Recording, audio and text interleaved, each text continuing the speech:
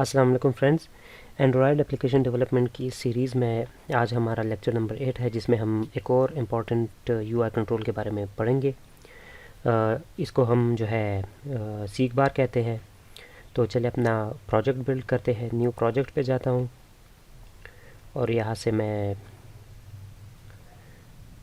Empty activity select कर लेता हूँ और एप्लीकेशन का नाम कोई भी दे सकता हूँ, तो सीख बार एप्लीकेशन। प्रोजेक्ट हमारा सक्सेसफुली बिल्ड हो चुका है और अभी हम main activity dot XML file के अंदर है। तो यहाँ से हमारी मर्ज़ी है, हम कोई सा भी लेआउट यूज़ कर सकते हैं। तो मैं फ़िलहाल इसी कांस्टेंट लेआउट के साथ चल लेता हूँ, या फिर हम लीनियर लेआउट भी यूज़ कर सकते हैं। कोई भी लेआउट यूज़ कर ले हम।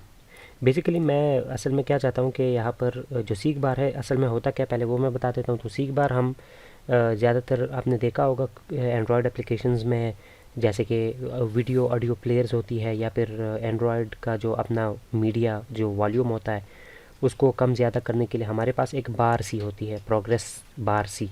तो वो प्रोग्रेस बार नहीं होती, वो हमारे पास एक्चुअल में सीख बार होती है। एक प्रोग्रेस बार होती है। प्रोग्रेस बार जो है वो हम चेंज नहीं करते, वो जो उसकी प्रोग्रेस है वो हम सेट करते हैं और उसको टैप से हम नहीं करते। और ये जो सीख बार है इसको हम ज़्यादातर बटन के क्लिक पर, या फिर जो है हम जो है ड्रैग पर, इसी तरह जो है हम वॉल्यूम कम ज़्यादा करते हैं, या फिर वीडियो को या ऑडियो फाइल को हम आगे की तरफ लेके जाते, पीछे की तरफ फॉरवर्ड बैकवर्ड करते हैं। तो ये सारा कुछ हम सीख बार की मदद से करते हैं।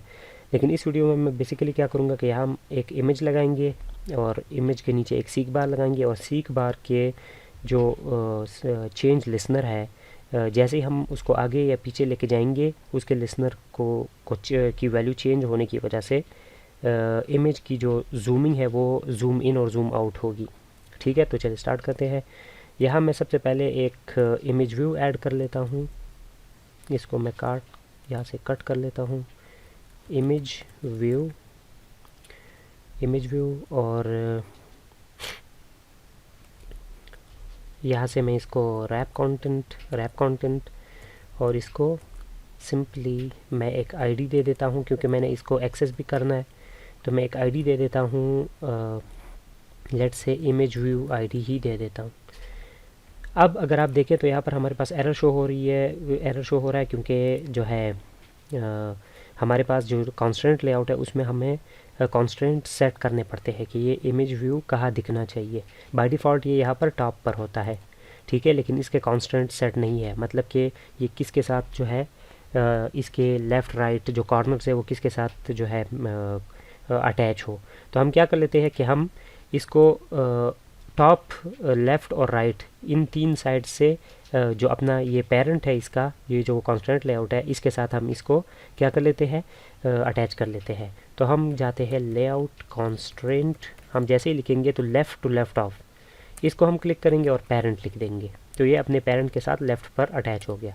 Same is the case for right. तो layout colon right to right of, और हम कर लेते हैं इसको पेरेंट। और सेम इसी को टॉप के साथ भी करेंगे, layout constant top to top of parent. अब हमारे पास यहाँ पर एक इमेज व्यू जो है आ गया है, लेकिन फ़िलहाल हमारे पास इमेज अवेलेबल नहीं है, तो इस वजह से ये शो नहीं हो रहा।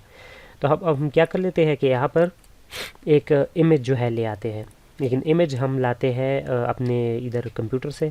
तो मैं इसको मिनिमाइज़ कर लेता हूँ। यहाँ से मेरे पास डेस्कटॉप के ऊपर एक फ्लावर की इमेज है, इसको मैं कॉपी कर लेता हूँ यहाँ से। सिंपली यहाँ या तो राइट क्लिक करके या कंट्रोल सी दबा के यहाँ से भी कॉपी कर सकता हूँ, या कंट्रोल सी दबा के इसको कॉपी किया, एंड्रॉयड स्टूडियो में चला गया हूँ वापस ड्रॉएबल के फोल्डर्स में, और यहाँ पर मैं इसको राइट क्लिक भी कर सकता हूँ और सेम जो है कंट्रोल वी करके भी पेस्ट कर सकता हूँ। लेकिन मैं राइट क्लिक करके यहाँ पर जो पेस्ट का ऑप्शन है इसको मैंने क्लिक किया। अब इसको ओके करना है, और यहाँ पर नाम जो है आपने जो है ध्यान में रखना है कि ये कैपिटल लेटर्स में ना हो, स्मॉल में हो, और स्पेसेस ना हो नाम के बीच में। सिंपल फ्लावर या इसी तरह स्मॉल लेटर्स में कोई नाम जो है आप दे सकते हैं। इसको ओके किया मैंने। अब ड्रॉएबल्स के अंदर मेरे पास फोल्डर फ्लावर की इमेज आ गई है। मैं यहाँ ये जो इमेज व्यू है इसके सोर्स का एट्रीब्यूट यूज़ करूँगा, और मैं यहाँ पर ड्रॉएबल में से मैं लिखूँगा ड्रॉएबल और उसके अंदर फ्लावर। तो ये मेरे पास यहाँ पर एक फ्लावर इमेज शो हो गई है यहाँ पर। ठीक है, अब मैं क्या कर लेता हूँ कि इसका जो स्केल टाइप है ये मैं कर देता हूँ सेंटर इनसाइड, तो ये सेंटर में ही रहेगा, इस लेआउट के बिल्कुल सेंटर में इमेज रहेगी। ठीक है, ये मेरे पास इमेज व्यू आ गया। अब मैंने क्या करना था, दूसरी चीज़ लगानी थी जो कि मेरे पास सीक बार था, तो मैं सीक बार भी उसी तरह कर लेता हूँ। विड्थ इसकी match parent, height wrap content, और इसको मैं आईडी दे देता हूँ क्योंकि मैंने इसको भी जावा फाइल में एक्सेस करना है। तो आईडी मैं दे देता हूँ लेट्स से सीक बार। ठीक है, स्मॉल लेटर में मैंने सीक लिखा है और बी जो है बार का कैपिटल लेटर में। और सेम इज़ द केस ये भी हमारे पास इसके कॉन्स्टेंट्स नहीं है, तो हम क्या कर लेंगे, यहाँ से इसको उठा के यहाँ पर नीचे ले आया हूँ पहले। ठीक है, अब मैं क्या कर लेता हूँ कि इसका जो बॉटम है वो नीचे बॉटम ऑफ पेरेंट कर देता हूँ, या तो आप यहाँ लिख भी सकते हैं, तो चले मैं लिख ही लेता हूँ। यहाँ से मैं इसको मिटा देता हूँ जैसे हमने ऊपर वाले की तरह किया है। तो हम क्या कर लेंगे, layout constraint bottom to bottom of, और यहाँ पेरेंट, क्योंकि मैं इमेज के नीचे यहाँ सीक बार लाना चाहता हूँ। ठीक है, और ऐप और layout constraint right to right of, और यहाँ पर मैं पेरेंट लिख देता हूँ। और यहाँ पर मैं एक और चीज़ कर देता हूँ कि लेफ़्ट टू लेफ्ट ऑफ, तो layout constraint left to left of, और ये भी पेरेंट। ठीक है, टॉप जो है आप इसका बेशक ना भी करें तो 2 मिनिमम जो है आपको कांस्टेंट देने पड़ते हैं। ठीक है, मैंने 3 दे दिए ऊपर वाले की तरह। तो अब ये मेरे पास दोनों चीज़ें आ गई है। अब मैं क्या कर लेता हूँ, जावा में जाता हूँ, जावा फाइल में, और यहाँ पर मैं दोनों का रेफरेंस ले लेता हूँ। तो मैं सबसे पहले इमेज व्यू, और यहाँ पर एक इमेज व्यू के नाम से वेरिएबल बना लेता हूँ, और साथ ही एक ये मुझे कह रहा है एरर दे रहा है, तो आल्ट एंटर कर लेता हूँ, तो इमेज व्यू मेरे पास इंपोर्ट हो जाएगा। अब मैं यहाँ पर सीक बार को भी यूज़ करना है मुझे, तो सीक बार, और इसका भी एक मैंने वेरिएबल नेम यहाँ पर चेंज कर दिया। ये जो है आपकी मर्ज़ी है, कोई भी नाम रख सकते हैं वेरिएबल नेम, लेकिन जो है ये सीक बार का एरर क्यों दे रहा है, क्योंकि ये स्मॉल लेटर्स में लिख रहा है। अच्छा, सीक बार ये कैपिटल लेटर में, अब ये सीक बार ये आ गया हमारे पास। अब हम क्या कर लेते हैं, यहाँ पर इनका रेफरेंस ले लेते हैं। तो इमेज व्यू के अंदर रेफरेंस आना चाहिए उस इमेज व्यू का जो कि हम यूज़ करेंगे। तो find view bye ID r.id.image view, ये इमेज व्यू कौन सा है, जो हमने यहाँ पर XML फाइल में यहाँ पर इमेज व्यू का आईडी रखी हुई है। और सीक बार के अंदर भी रेफरेंस आना चाहिए किसका, तो r.id.seek बार। अब ये दोनों मेरे पास आ गए। अब मैं क्या कर लेता हूँ कि यहाँ पर जो सीक बार है उसका एक मेथड जो है वो मैं यूज़ करूँगा, set on seek bar change listener. ये मैं जैसे ही कॉल करूँगा तो ये मेरे से आर्गूमेंट्स मांगेगा। आर्गूमेंट्स में मैं लिखूँगा न्यू, और सीक बार ये इंटरफेस जो है हमारे पास आ जाता है, seek bar dot on seek bar change listener. इसको हम इम्प्लीमेंट कर लेते हैं। तो हमारे पास यहाँ पर जो है मेथड्स आ जाएंगे, और राइट, एक ऑन प्रोग्रेस चेंज्ड, एक ऑन स्टार्ट ट्रैकिंग टच, और एक ऑन स्टॉप ट्रैकिंग टच। हमारा जो इस वीडियो में यूज़ में आने वाला है वो ये है प्रोग्रेस चेंज, क्योंकि हम प्रोग्रेस चेंज होने पर इमेज को जूम इन जूम आउट करना चाहते हैं। तो हम क्या कर लेंगे कि हम यहाँ पर मैं क्या कर लेता हूँ, एक फ्लोट में एक वेरिएबल ले लेता हूँ। मैं आपको समझा देता हूँ कि मैंने ये क्यों लिया है। ठीक है, फ्लोट में मैं यहाँ पर लेट से एक्स में नाम रख देता हूँ, और इसको मैं क्या कर लेता हूँ, यहाँ पर मैं कर देता हूँ एक और मैं यूज़ कर लेता हूँ, और मैं लिखूँगा i डिवाइड बाय 100.0f, और यहाँ पर मैं इसके साथ प्लस कर देता हूँ 1।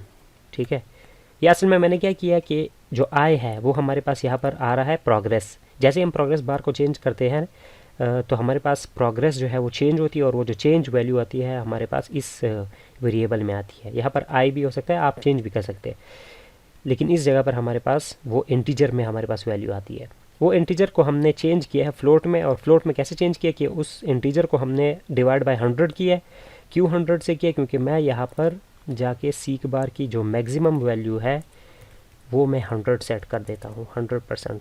ठीक है, ये आपकी मर्ज़ी किससे भी कर सकते हैं, लेकिन मैंने 100 से इसलिए किया क्योंकि मैं 100 से जैसे ही डिवाइड करूँगा तो वो मेरे पास अगर 1 है तो 1 डिवाइड बाई 100 तो 0.001 बन जाएगा फ्लोट में, और उसके साथ मैं 1 इसलिए ऐड कर रहा हूँ क्योंकि 0 पॉइंट्स में अगर आ रहा तो जूमिंग बहुत ही कम होगी, हमें पता नहीं चलेगा, तो इस वजह से हमने 1 भी साथ ऐड किया। अब मैं क्या कर लूँगा सिंपल, इसके बाद मैं जो इमेज व्यू है उसका सेट स्केल एक्स और वाई, ठीक है। तो जो x है उस पर भी मैं x को सेट करना चाहता हूँ, ठीक है। और जो इमेज व्यू है उसका सेट स्केल y, ये वाला जो फंक्शन है ये हमें y के ऊपर जो है ऊपर नीचे टॉप बॉटम, ओ सॉरी यहाँ पर y नहीं, x वेरिएबल तो एक ही है, ठीक है। जो x की नई वैल्यू है जो स्केलिंग फैक्टर है, मतलब पॉइंट्स में जो जूमिंग है वो हमारे पास x एक्सेस और y एक्सेस दोनों पर हमारे पास सेट हो जाएगी जैसे जैसे हम प्रोग्रेस को चेंज करेंगे। तो चले हम एप्लीकेशन को रन कर देते हैं। तो जैसे ग्रिडल बिल्ड फिनिश हो जाता है तो फिर मैं वापस आपसे डिस्कस कर। हमारा ग्रिडल सक्सेसफुली बिल्ड हो चुका है, एप्लीकेशन भी लॉन्च हो चुकी है, हमारे पास यहाँ पर नज़र आ रहा है स्क्रीन के ऊपर। अब हम क्या कर लेते हैं कि यहाँ पर हम सिंपल अपने सीक बार को जैसे ही आगे की तरफ लेके जाएंगे तो इमेज हमारे पास जूम इन हो रही है, ठीक है। 100% पर ले जाते तो ये हमारे पास इसकी जूमिंग हुई है। जूम आउट करना चाहते तो यहाँ से वापस ओरिजिनल हालत में ले सकते हैं। तो ये हमारे पास सिंपल जो है सीक बार हम यूज़ कर सकते हैं। ऐसे करके आप सीक बार को कई मेथड्स में भी यूज़ कर सकते हैं। मैं सिंपल इसको आपको सिर्फ बताना चाहता था कि सीक बार ऐसे वर्क करता है, ठीक है। आप इसको ऑडियो प्लेयर, वीडियो प्लेयर, इस तरह के एप्लीकेशंस में यूज़ कर सकते हैं। वॉल्यूम अप डाउन करने के लिए, जूम इन जूम आउट करने के लिए, इस तरह की एप्लीकेशंस में आप यूज़ कर सकते हैं। तो उम्मीद है आपको ये वीडियो अच्छा लगा होगा, और अगर अच्छा लगा तो चैनल को सब्सक्राइब कीजिए। और नेक्स्ट वीडियो में मिलते हैं, तब तक के लिए अल्लाह हाफ़िज़।